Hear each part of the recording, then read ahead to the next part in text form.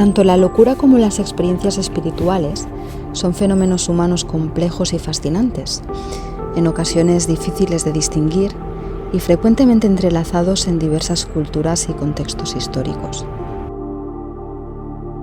Mientras que la enfermedad mental se define como un estado de alteración negativa del pensamiento, la percepción y la conducta, las experiencias espirituales son estados de conciencia caracterizados por una sensación de conexión profunda con lo divino, con lo sagrado o con una realidad trascendental que va más allá del mundo físico. Sin embargo, lo que en un contexto cultural puede ser visto como un síntoma de enfermedad mental, en otro puede ser interpretado como la señal inequívoca de un don espiritual. Con todo, la psiquiatría y la psicología buscan diferenciar estos fenómenos reconociendo la complejidad y la subjetividad inherentes a las experiencias humanas. Bien, pues para reflexionar sobre este complejo tema tenemos con nosotros a Aleix Mercader, astrólogo, licenciado en filosofía y en psicología. Aleix, bienvenido a Luces en la Oscuridad, ¿qué tal? Muy bien, Adri, muy contento de que conversemos sobre este fascinante y controvertido tema. Un tema que de hecho le has dedicado a tu proyecto final de carrera, ¿no? Uh-huh. ¿Qué te llamó de este binomio, locura-espiritualidad? Bueno, como estoy tan sumergido al final en toda la cultura y disciplinas pues así más alternativas, New Age, espirituales, como la astrología y otras, entonces pues estoy muy en contacto con todo tipo de personas y estoy en contacto con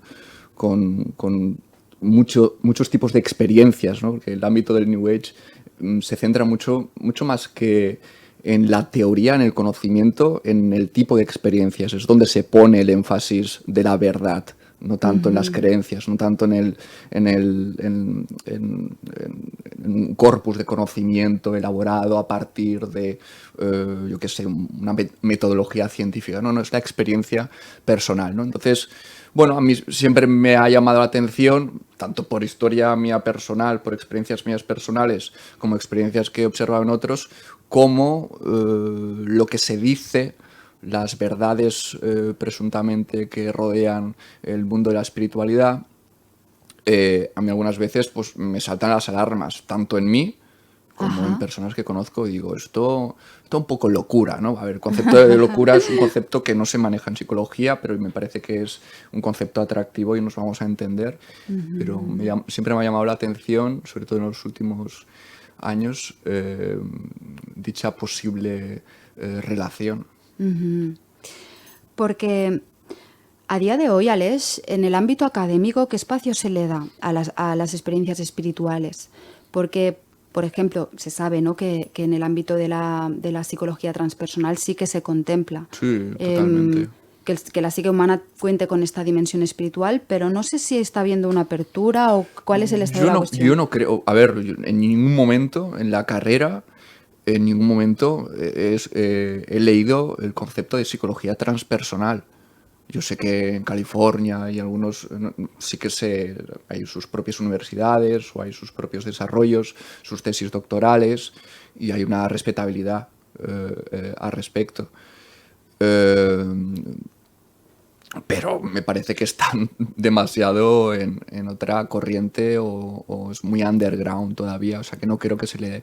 El problema es cómo operativizas, ¿no? Cómo identificas las variables, con qué tipo de... cómo lo mides, qué tipo de variables son, con qué instrumentos, cómo analizas los datos. Es muy difícil, justamente porque la experiencia propiamente espiritual es una experiencia que desde fuera no se tiene acceso, es muy subjetiva y luego cuando entramos en intersubjetividad, en ver si hay algún tipo de suelo común, no es tan fácil construir ahí algo. Pero Aleix, o sea, el que sea subjetiva, y hablo desde el desconocimiento, también se puede atribuir a otras facetas de de la psique humana, ¿no? Que sí que son contempladas en el ámbito de la psicología académica, Sí, ¿no? como el mundo emocional, ¿no? Que a veces se dice que las emociones y el Por amor ejemplo, no claro. tal, pero sí.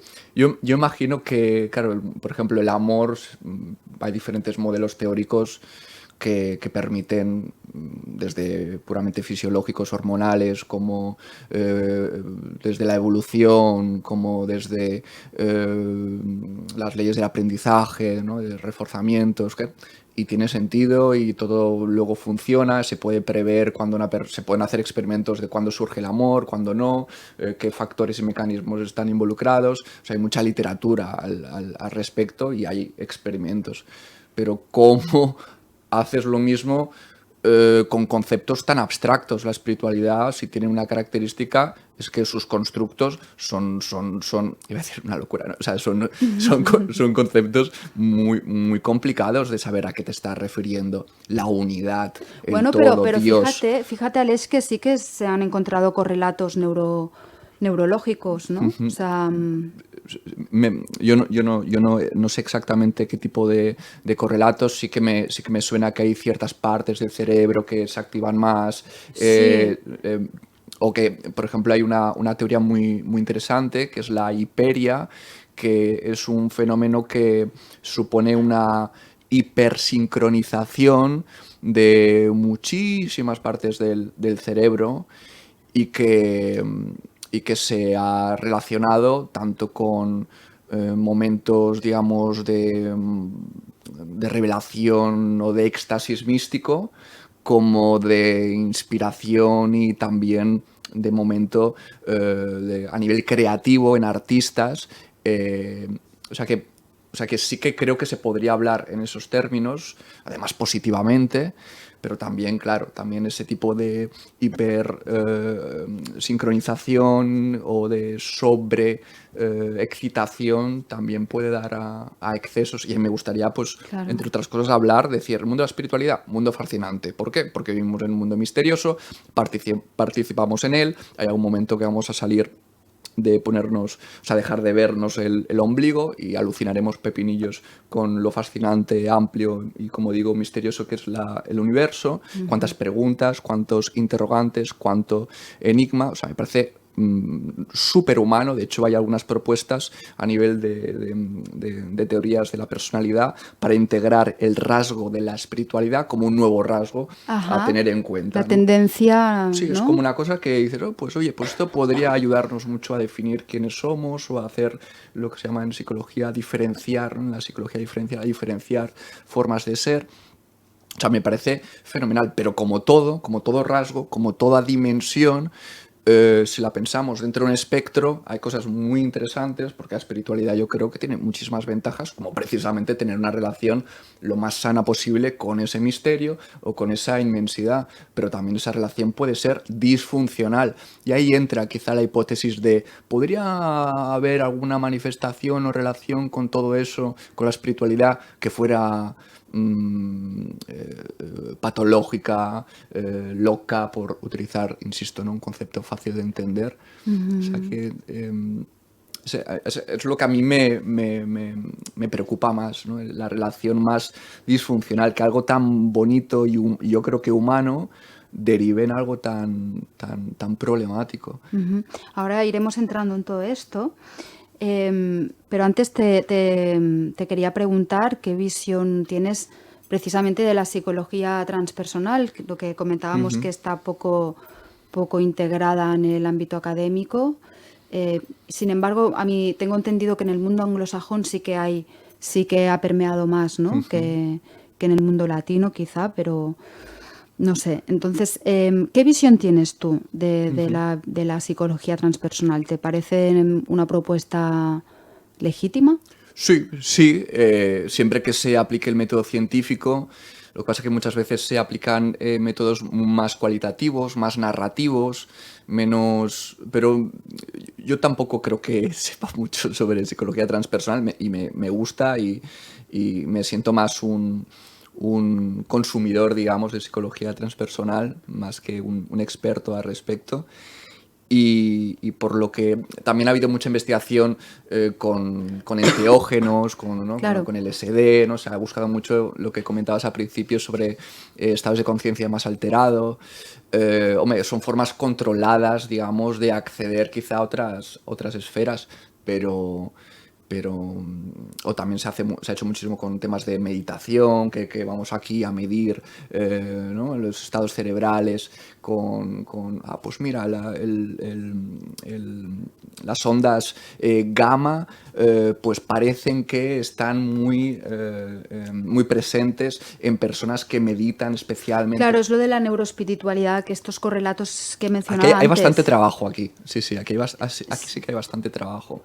Entonces, claro, todo eso nos acerca desde algo que podamos tocar, medir y tener ciertas garantías, meternos en un mundo que por definición es escurridizo. Es que por definición yo creo que la espiritualidad me gusta, de hecho la palabra que has usado ahora es transpersonal. O sea, es aquello que está más allá de lo personal y en realidad no es lo que quería decir. Yo lo llamaría transhumano. O sea, tiene que ver con aquello que forma parte de lo humano y a la vez no. Un poco siguiendo con el típico símil de somos hormigas ¿no? rodeados de una inmensidad de que no comprendemos, etc. La espiritualidad es qué relación tienes con eso que por tu limitación jamás podrás entender. Por lo tanto, ser científicos con eso, por definición, va a implicar que nunca vamos a poder ser 100%, ni mucho menos, científicos con eso, porque se nos va a escapar.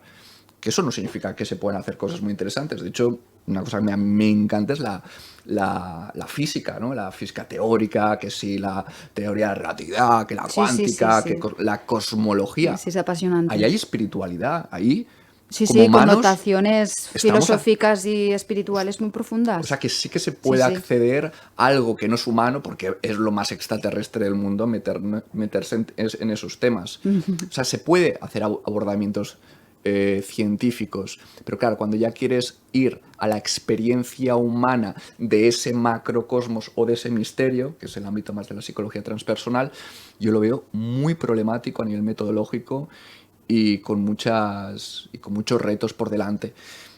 Aunque insisto, yo no sabría, tengo algún conocimiento en algunos ámbitos, pero no lo sé. Entonces, Aleix, volviendo al tema, ¿no? Espiritualidad, locura. ¿Qué criterios pueden ayudar a discernir cuando la experiencia de un sujeto es pues un brote psicótico, ¿no?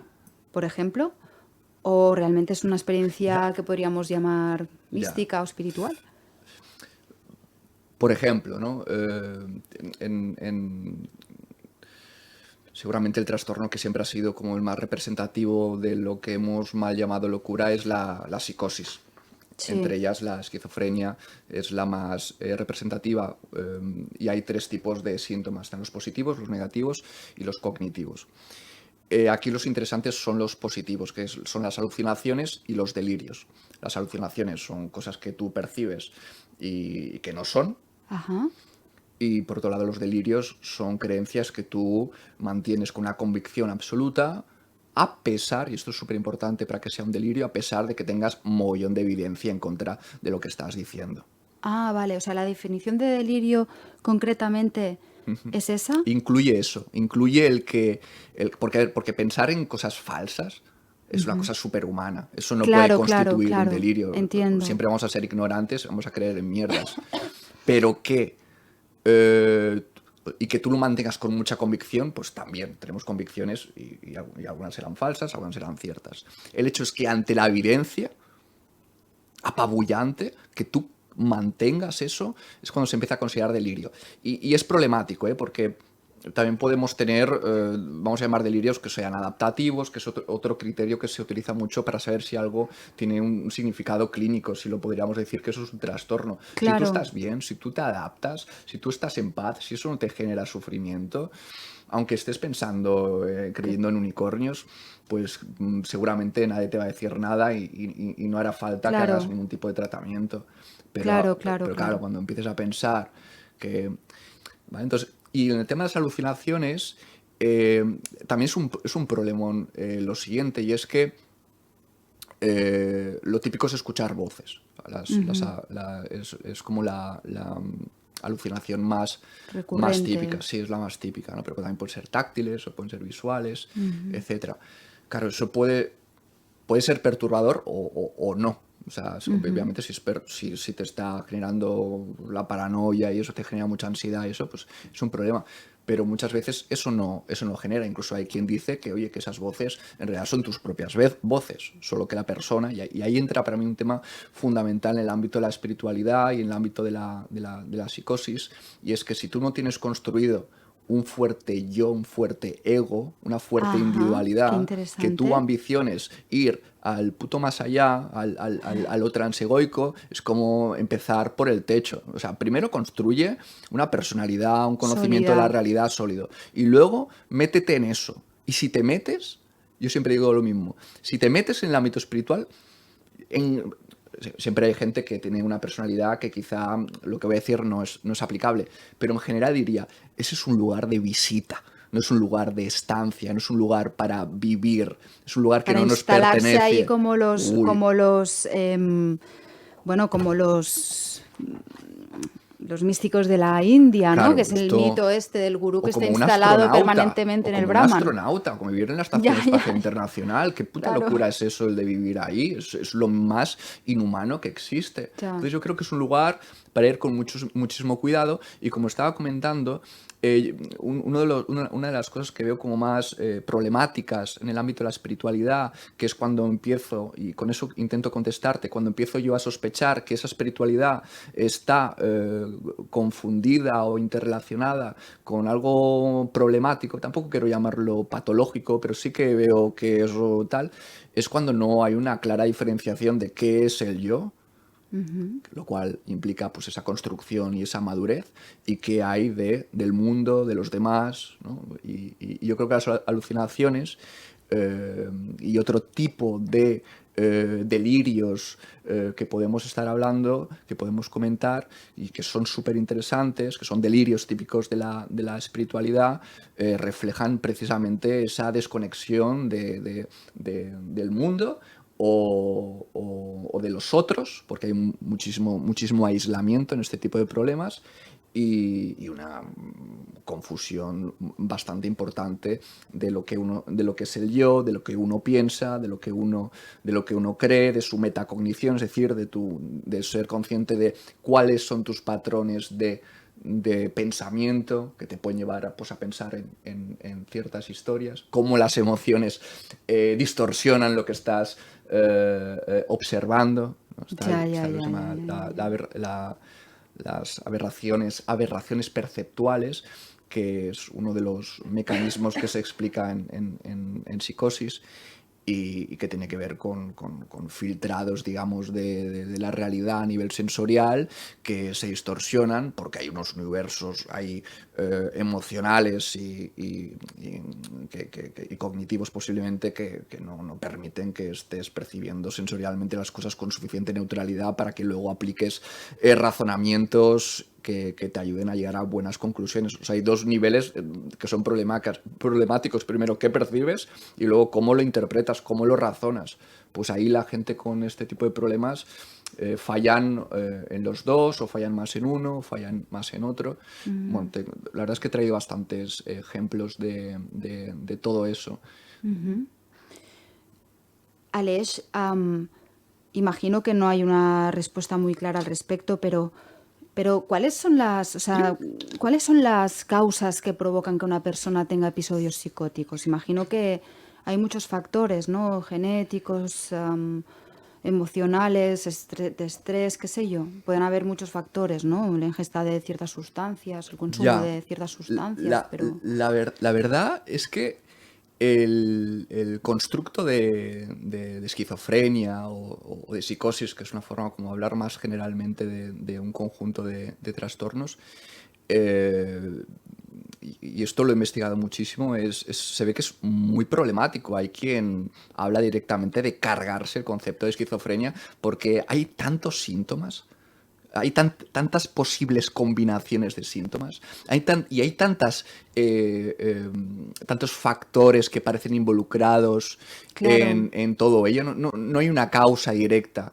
Entonces se plantea abordajes más dimensionales, abordajes más basados en síntomas, abordajes en los que no se ponga tanto énfasis en etiquetas generales. Porque, por ejemplo, sí que hay factores que, por ejemplo, parecen que sí que están conectados, como por ejemplo, pues vivir en una ciudad o pertenecer a una etnia que está pringando porque no tiene integración, que en realidad lo que hay detrás es pues estrés, soledad. El tema de la soledad es un súper tema. Y Ajá. volvemos otra vez al tema. La espiritualidad es muy interesante, pero genera mucha soledad también. O sea, se vive de una forma muy solitaria porque lo que tú vives, de quién, Pertenece a un universo demasiado interior. tuyo. Claro, claro, O sea, que claro. también puede ser una forma de evasión. Aquí también entra el tema de que es antes el huevo o la gallina, o sea, la dirección Ya. causal de las cosas. ¿Te metes la espiritualidad porque escapas del vínculo social o la espiritualidad te lleva a desconectar? Que no creo, porque hay mucha espiritualidad, por ejemplo, la religión que permite el apoyo social, que es una cosa súper protectora. O sea, yo creo que la espiritualidad se puede vivir de una forma súper sana porque te da sentido vital, porque te permite, como digo, recibir apoyo social, porque te permite afrontar la incertidumbre de la vida de una forma que te deja más tranquilo. O sea, tiene muchísimas cosas positivas. Pero la soledad, que es una cosa que hoy en día pues hablamos como si fuera muy, muy positiva, cuando en realidad el problema es cuando la Bueno, soledad es cuando, impuesta, eso si es, no está claro, elegida y todo eso, pero si claro. es impuesta es una putada y ese sí que creo que es un factor porque te desconecta, volvemos otra vez a lo mismo, los delirios, Es un factor de riesgo. muchísimo, porque o sea, los delirios tienen mucho que ver con la desconexión de la realidad. Entonces, ¿qué te puentea la realidad?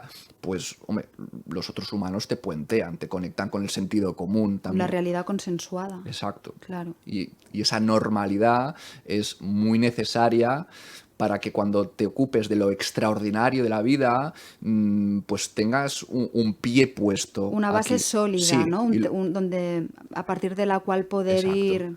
Es eso que dicen con los pies en el suelo y una mano en el cielo, ¿no? Sí, exacto. A mí me Básicamente. parece que hay que arraigar aquí para llegar al cielo de verdad y no quedarte, no sabes cómo. Ahora cuando hablábamos de la definición me sale Esquizofrenia. la palabra, esquizofrenia, Ujú. de toda la sintomatología, me venía a la cabeza lo controvertido que tiene el manual del DSM, que es el manual de diagnóstico, Sí, ¿no? más común, sí. Es verdad que hay mucha controversia, ¿verdad? Al respecto, ¿o Sí, qué? por lo que comentaba, de que estos modelos que se basan en poner etiquetas y como muy cerradas, que es el enfoque es como más categórico, se llama, no contemplan toda la variabilidad, no contemplan la idea de que podemos tener, bueno, lo he traído todo aquí, ¿no?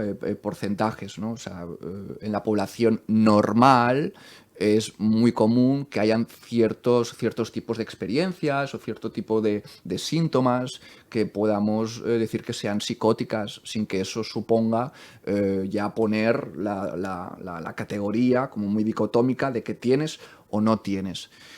Y luego hay temas culturales, que esto también lo has dicho en la introducción. Nosotros, por ejemplo, en nuestra sociedad, todos los comportamientos extraños, raros, anormales, los juzgamos muy negativamente. Es que, claro, yo estaba pensando, ¿no? El tema este de las etiquetas rígidas también llevan a mucho a estigmatizar, Muchísimo. que es Sí. un problema, un gran problema que como sociedad afrontamos frente a las enfermedades mentales. Sí, sí, y es una pena porque todo eso, de una forma más moderada, da personas que son creativas, personas que se adaptan Bueno, locura y perfectamente. genialidad artística siempre han ido de la mano también, o Sí, por sea, eso, ¿no? El psicoticismo, que es un rasgo que Eysenck desarrolló, pues son personas que pueden tener un punto poco social, un punto hostil, un punto que bueno, que puede ser un poco arisco en ese sentido, pero también está relacionado con la creatividad, pero también está relacionado con todo el tipo de personalidades, se llaman de tipo A,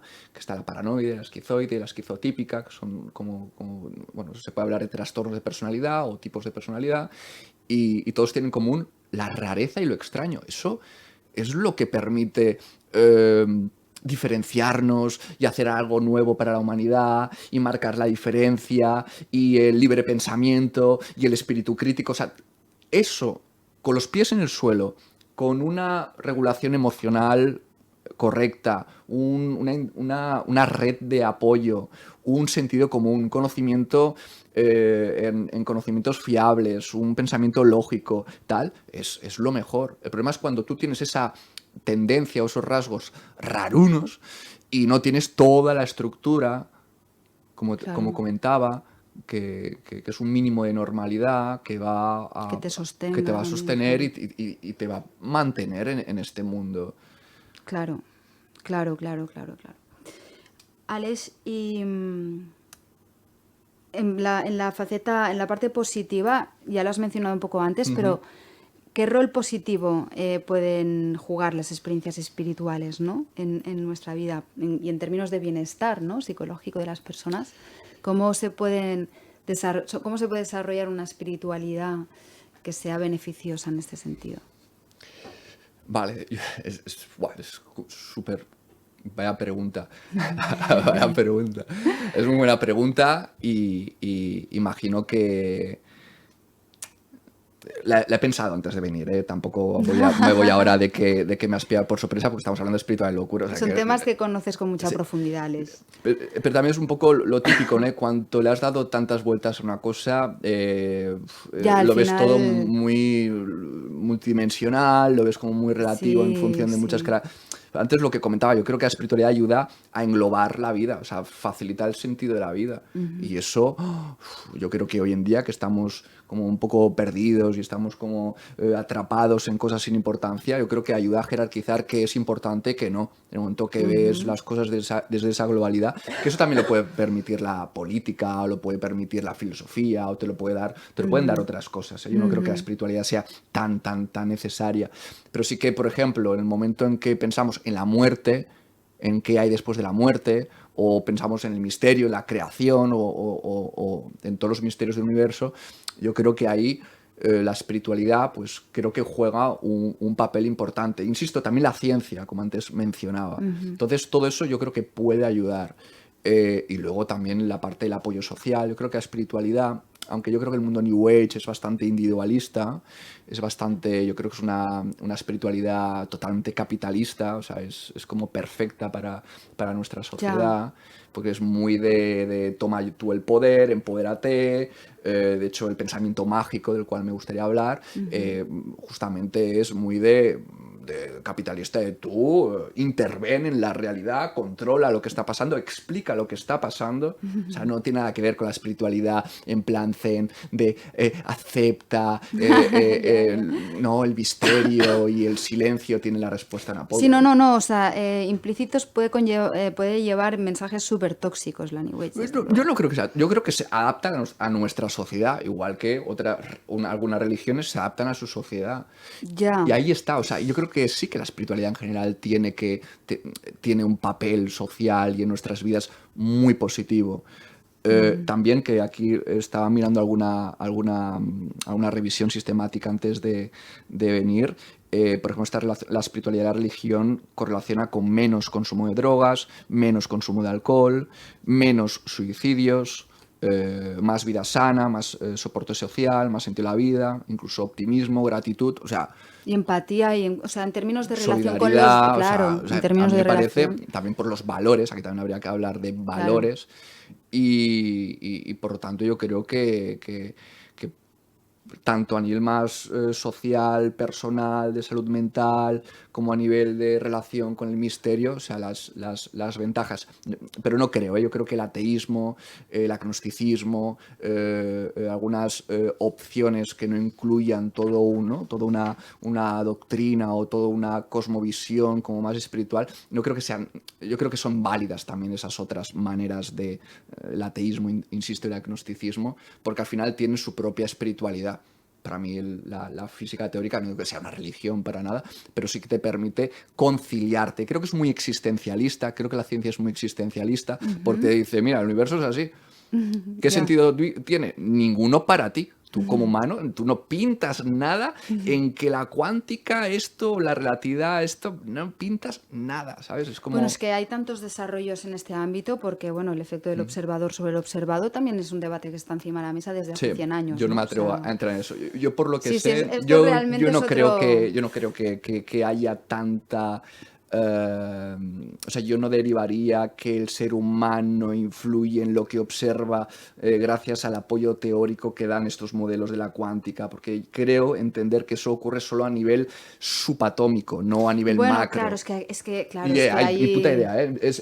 Te lo digo Es que todo como esto es un réplica y debate ya en está. curso, es Sí, un sí, sí, debate sí. en curso que es meterse en un jardín, Sí, sí, no, realmente. aquí tiene que entrar un físico Sí, sí, sí, para pero hablar de esto. bueno, pensamiento mágico versus pensamiento crítico, Aleix. ¿Qué son? Para aquellos oyentes que no hayan escuchado nunca este concepto, ¿no? Estas ideas. Pensamiento mágico versus pensamiento crítico. ¿Qué pasa con esto? Bien, me parece un tema súper interesante este tema. El pensamiento mágico se opone a la ciencia, ¿vale? Tiene que ver con existen lo que se llaman los principios de analogía que o sea, yo me acuerdo cuando yo estudiaba temas pues, de astrología, obviamente, de alquimia, de magia, bueno, estamos hablando de pensamiento mágico, que yo alucinaba, ¿no? Leyendo algunos libros, yo alucinaba, ¿no? Porque empezabas, no, es que si usas la piel de este animal que tiene este color o esta forma, y empiezan a hacer como unas relaciones rarísimas por analogía, o esto tiene 5 partes y el número 5 simboliza según geometría. Muchas veces hay todo un desarrollo geométrico, numerológico, como muy a nivel esencial. Es muy interesante la reflexión filosófica desde Pitágoras Sí, de sí, todo eso, sí. ¿no? Me parece súper interesante y de ahí, claro, cuando tomas lo más abstracto que son las matemáticas y empiezas a hacer conexiones de todo tipo, pues yo creo que ahí entra un mundo fascinante. Lo que pasa que, claro, es una forma de explicar el mundo muy poco científico. La analogía, porque al final no lo he explicado claramente, es relacionar dos cosas que no tienen ninguna relación directa, pero sí que tienen algún tipo de cualidad común que hace que puedas relacionarlo por esa cualidad común, ¿no? Por ejemplo, a una cosa que es muy burdo, pero voy a decir, el planeta Marte es rojo. El planeta rojo, el color rojo se relaciona con la sangre, pues es el de la guerra. Sí, sí, sí, ¿Vale? sí. Ahí has hecho Una una analogía, analogía, la sangre es roja, el planeta es rojo, pues la cualidad de rojo te permite hacer esa analogía, asociación, esa claro. asociación, ¿no? Entonces, bueno, ahí entra también el ámbito del simbolismo propio de la religión, del esoterismo.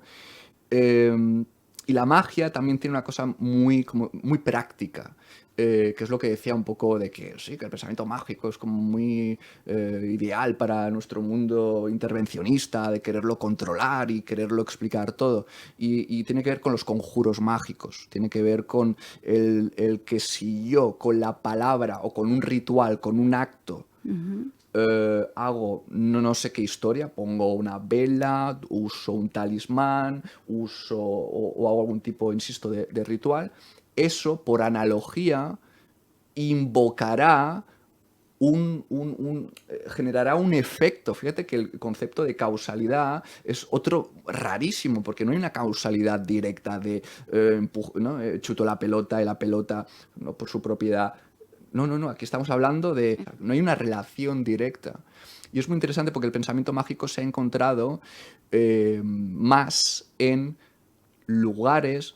Yo no digo que todo se reduzca a lo que voy a decir, pero para reflexionar es interesante. Se ha observado en lugares donde hay muchas amenazas, que no podemos hacer nada, que no podemos O sea, controlar. ¿sería una respuesta ante la impotencia o la incertidumbre? Es lo que se llama una estrategia de afrontamiento, Ajá. o un mecanismo de defensa, o es una forma de lidiar con la incertidumbre, con el no controlar la situación.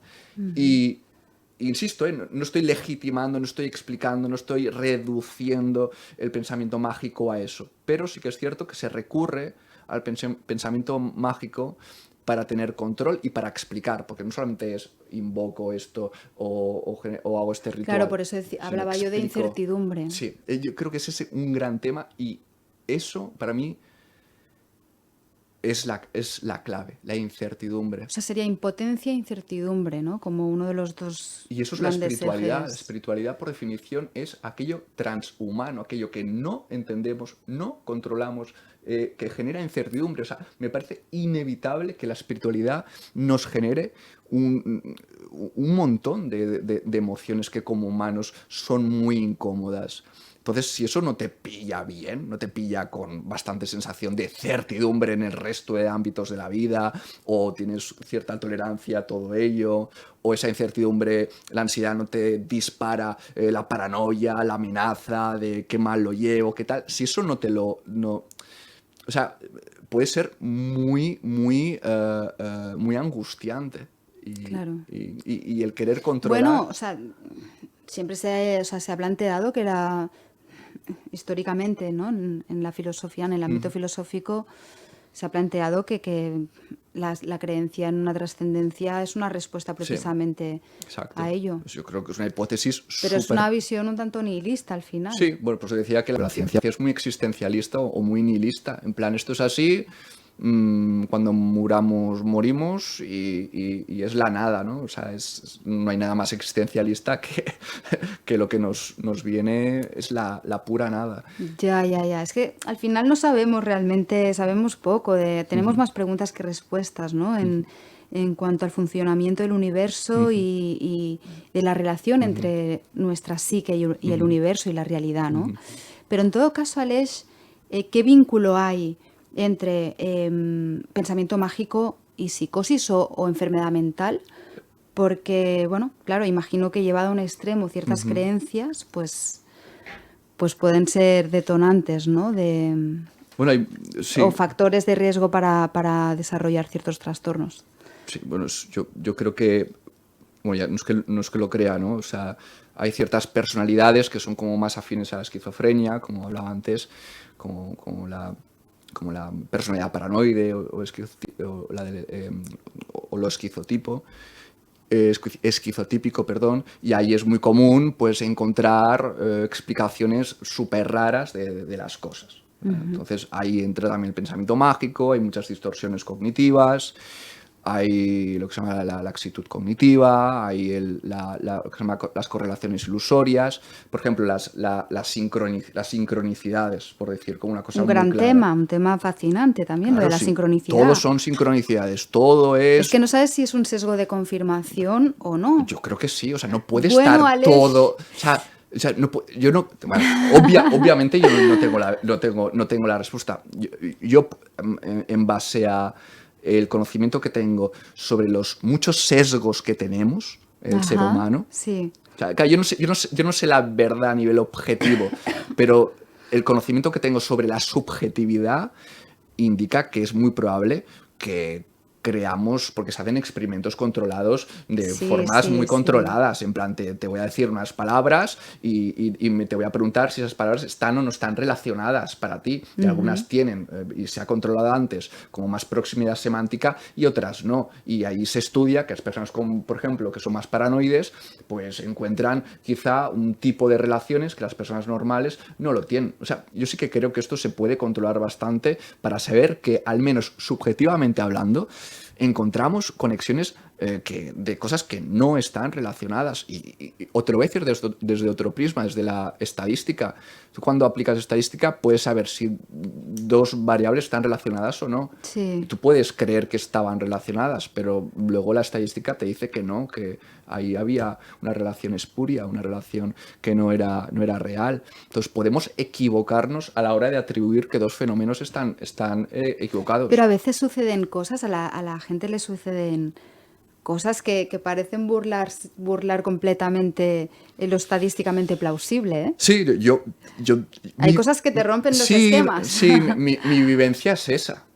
Oye, al final yo soy astrólogo, o sea, yo estoy dentro de ese tipo de pensamiento. O sea, yo sí que le doy valor y le doy legitimidad a todo ello. Pero también hay un escepticismo, una desconfianza. Una sobriedad intelectual. Pero también hay, a veces el caso exagerado ayuda, ¿no? La persona súper de la conspiración extrema, fanática, ayuda a entender fenómenos interesantes. O la persona, entre comillas, espiritual, también como muy fanática. Encontrar correlación a todos. Es que yo conozco personas que están constantemente todo analizándolo de una forma, y eso es un delirio. El delirio referencial o autorreferencial, que es un poco rollo show de Truman, que es creer que todo lo que está pasando es porque el puto universo solamente piensa en que tú eres el protagonista de toda esta existencia. Eso existe en psicopatología. Bueno, sí, todo esto. Es un tipo de delirio. Sí, desde mi desconocimiento tengo entendido que es relativamente habitual, ¿no?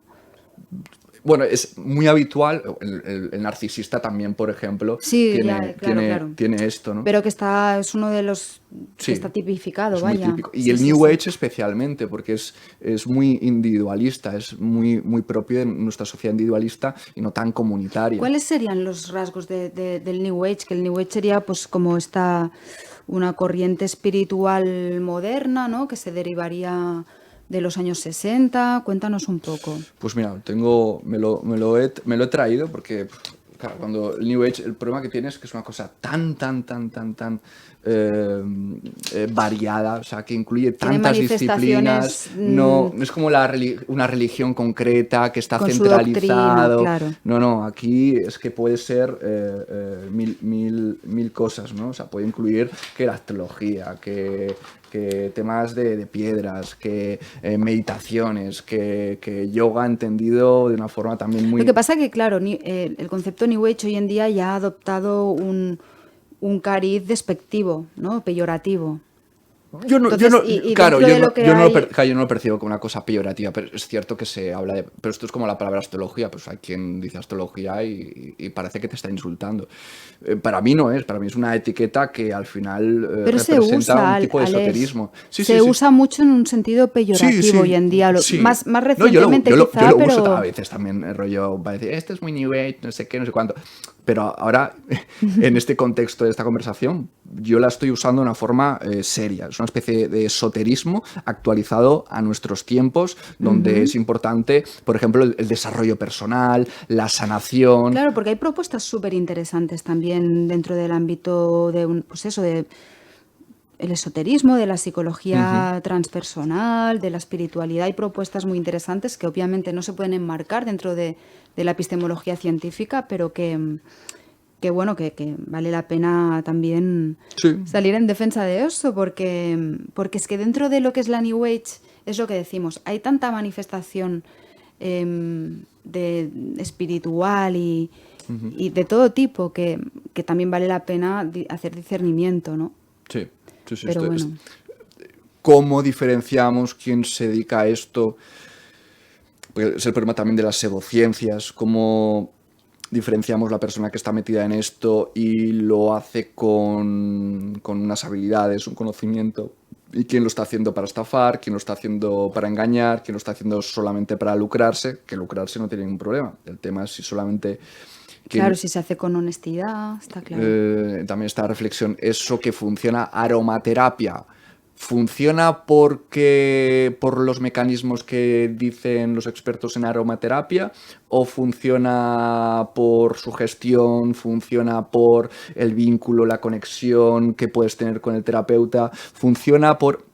O sea, hay cosas muy valiosas, seguro, ¿no? Como insisto, como que al final yo es que soy pseudocientífico para los científicos, obviamente, ¿no? Entonces, ¿que hay propuestas muy valiosas? Yo creo que sí, pero son terrenos que si nos ponemos a hablarlo y a pensarlo con cierto rigor, hostia, yo creo que es complicado hablar de todos sus beneficios, justificar todos esos beneficios y hablar de los mecanismos que explican esos beneficios. Yo creo que son conversaciones que de hecho que no se tienen o se simplifican con teorías o modelos muy pseudocientíficos, que a mí eso no me acaba de gustar el voy aquí a decir, no, es que esto es holístico y por lo tanto energéticamente vas a vibrar por el principio principio pues, me parecen como teorías muy pobres, de que no han tenido muchas ganas de pensar. Sí, no, está claro. Lo que pasa que aquí hay una cuestión epistemológica, ¿no? Está claro que la ciencia utiliza indispensablemente la lógica, pero se pueden plantear preguntas como si el único acceso a la realidad debe darse a través de la lógica, si la realidad puede contener paradojas que desde cierto ámbito es imposible entender, Claro, pero sí, es muy interesante que esto. pueden existir, ¿no? Me Entonces, gusta bueno, mucho esto que dices. claro, Yo- está claro que la ciencia, cuando algo quiere tratarse desde el ámbito científico, tiene que acogerse al método científico, pero fuera de... O sea, ¿a la verdad solo se accede mediante el método científico? Es una gran pregunta. O desde lo racional o desde lo según tu lógico. objeto de conocimiento. Por ejemplo, para mí la astrología eh, no lo puedes estudiar desde la astronomía solamente, porque justamente lo que hace la astrología es relacionar la configuración del sistema solar con la psicología y la vida de la persona y todo eso. Entonces es una cosa que implica variables astronómicas, psicológicas. O sea, no. ¿Se puede estudiar científicamente? Seguramente sí, pero no creo que sea tan fácil. Homeopatía, ahí sí que creo que se puede poner, es una cuestión científica en cuanto tiene eficacia, vamos a controlar, que no haya efecto placebo, tal, no sé qué, ahí sí que creo. Habría que poner sobre la mesa qué disciplinas New Age o espirituales o tal, la ciencia no tiene nada que hacer en todo ello. Entonces ahí hablaríamos de lo que dices, pero en el ámbito de las pseudociencias, que por eso se llaman pseudociencias, ellas se presentan como si hubieran aplicado Claro, el ese es método el problema. científico. Y yo Claro. creo que eso es una trampa en la que ellos mismos caen, porque luego dicen, no, la ciencia no lo explica todo. Pues no des explicaciones científicas, no hables como un científico, no hables de que está probado, de que los datos lo apoyan, de que es eficaz. Si hablas de eficacia, ya lo puedes controlar, ya puedes generar un grupo de control, ya puedes controlar las variables. O sea, yo no entiendo mucho, es una cosa con la que yo me peleo muchísimo con mucha gente. Si me usas un vocabulario, un discurso 100% poético, místico, me voy a callar la boca como escéptico científico. Pero si me hablas como me hablas, como suelen hablar en eso. Yo no creo para nada, y acabo de decir, a poner un ejemplo, que todo sea científico y que todos los abordajes sean científicos, para nada. O sea, hay un montón de universos que su valor y su verdad son 100% subjetivos, porque tienen que ver con el ámbito de la metáfora, de la poesía, de la estética, de lo emocional, de lo subjetivo, en cualquier caso. ¿Qué problema hay? Uno filosófico muy importante, y es que tú tomas esas experiencias que no son científicas y son súper mega válidas, que sean así, y haces ciencia de eso, generalizas, haces teoría, lo tomas como explicación o modelo de cómo es el mundo. Claro, es ahí como, hostia, es que yo me acuerdo algunos esotéricos creando unas historias y creando unos libros y no sé, yo lo veo delirante. O sea, en el momento que te pones a hablar ¿cómo lo sabes? Ah, por canalización, toma ya. Por intuición, toma ya. Esa es una propuesta epistemológica alternativa a la Sí, ciencia, por supuesto. ¿no? Sí, sí. De esto se Claro, habla, claro. si se puede canalizar, si Sí, se puede sí. tal. Pero bueno, yo ahí soy muy escéptico, no estoy cerrado, porque al final, para mí lo constitutivo del conocimiento es que hay ignorancia y que no sabemos, que hay misterio, que lo que antes inquisitorialmente se juzgaba como ignorante, falso y luego con el tiempo pues se ha podido ver que era verdad gracias a la luz de nuevos conocimientos nuevos, ¿no? Porque al final el conocimiento científico necesita escalonar con mucha seguridad, y yo creo que hay personas que se saltan muchos escalones a través de la intuición, que se saltan, ¿no? Y están en el futuro, están ya en la ciencia del futuro, solo que no tiene un soporte científico lo que lo que hacen porque la ciencia no les ha acompañado o no le ha llegado su tiempo, su conocimiento. Pero creo, y ahí entra la demarcación entre el mundo de la espiritualidad o del conocimiento más funcional y adaptativo, y el que me parece disfuncional o peligroso o poco saludable, que es... Al final, Alex, yo entiendo que o sea, lo que se pretenda vender, entre comillas, como científico, debe acogerse al método científico, sin entrar en el debate de si hay un solo método o hay varios métodos, en fin.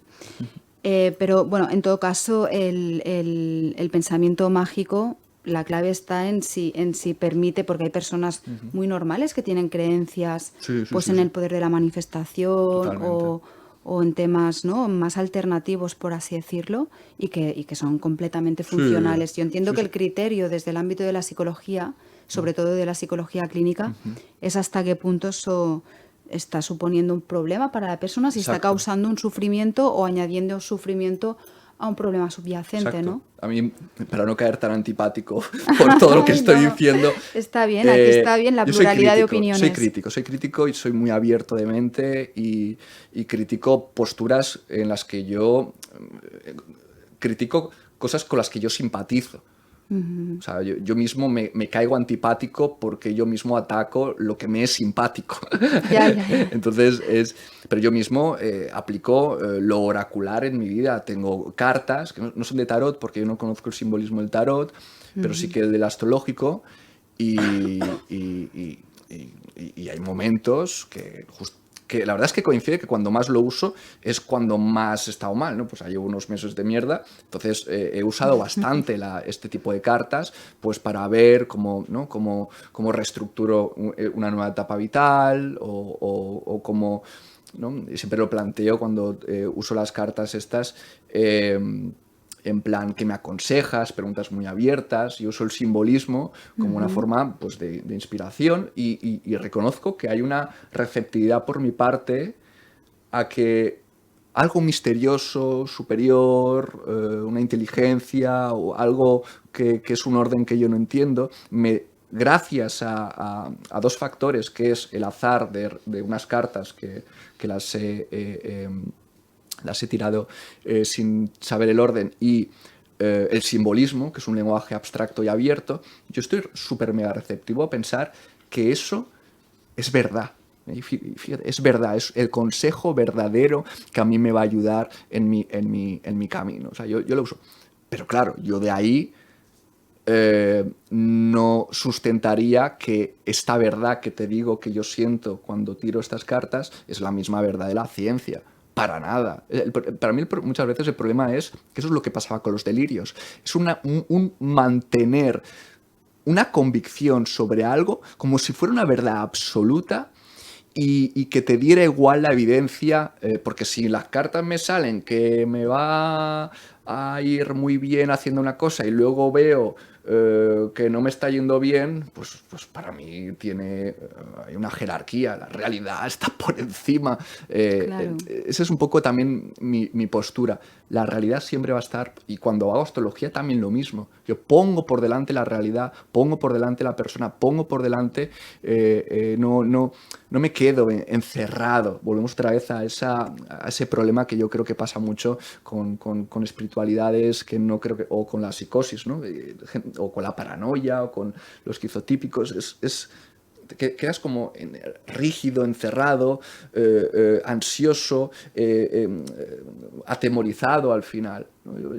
Yo intento ser amigo de los datos, ser amigos de la realidad, a pesar, y vuelvo otra vez a la parte egoica, a pesar de que a mi ego le duela no tener la razón, a pesar de que a mi ego, que obviamente tengo mucho ego, pero intento que ese ego coexista contigo, coexista con los demás, coexista con los datos, la realidad y la ciencia, porque la ciencia para mí es como un corpus de conocimientos súper valiosísimos, y una pequeña parte, pues obviamente puede estar distorsionada por... Bueno, más que un corpus de conocimientos, ese corpus de conocimientos están en continua Sí, pero que evolución. hay cosas Sólidas. que son muy sólidas. O sea, no vas a cambiar las leyes de aprendizaje de la psicología científica. O sea, Claro. eso es así. En cambio, que obviamente Newton evolucionó a Einstein, ¿no? En lo de la gravedad y la comprensión de la gravedad. O sea, y los científicos lo dicen, el conocimiento es provisional y las verdades son probabilísticas, no son absolutas. Le tengo mucha manía a las verdades absolutas, mucha manía porque volvemos a lo mismo, ante lo espiritual no seas absoluto. O sea, el dogma o el fanatismo religioso o espiritual me parece contrario a, entre comillas, tu objeto de conocimiento, que es el misterio. ¿Cómo vas a estar con verdades absolutas ante el misterio? Me parece incurrir en lo más contrario que puede existir. Es ir de Dios, es ponerte en lugar de Dios. Yo creo que la humildad está mucho más cerca de la espiritualidad.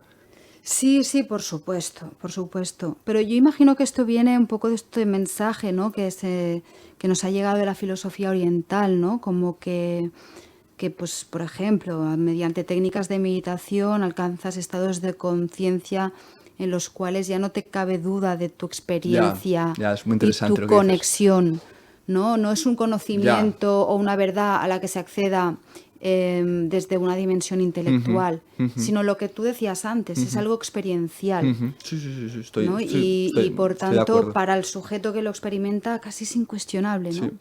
Yo sí que creo que deben haber, y yo mismo meditando y teniendo experiencias de conexión con el todo ¿no? O sea, yo sí que creo que hay ciertas verdades o ciertos conocimientos que es fácil acceder, bueno, fácil, o sea, que se acceden a ellas y hay algo común, ¿no? Hay una especie de transversalidad o de puesta en común entre religiones y espirituales, etc.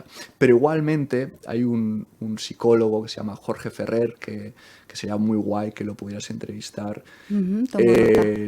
Te puedo pasar el contacto y es un tío muy interesante. Y él tiene un planteamiento que dice, ok, es un erudito y muy sabio a muchos niveles, una persona que admiro mucho. Y es muy interesante porque él introduce en la espiritualidad la creatividad. Bueno, incluye el amor, incluye el cuerpo, incluye un montón de historias interesantes. La creatividad. ¿Y eso qué significa? Significa que, ok, tengamos experiencias místicas, permíteme hablar así, tengamos experiencias místicas y lleguemos a unas grandes verdades, pero Jorge seguramente diría, pero abrámonos a que en cuanto que vayamos evolucionando como sociedad, como humanidad, como universo, aparezcan nuevas estructuras, emerjan nuevas estructuras, nuevas formas de espiritualidad, nuevas formas de entender esa interconexión ¿no? de todos los elementos del universo.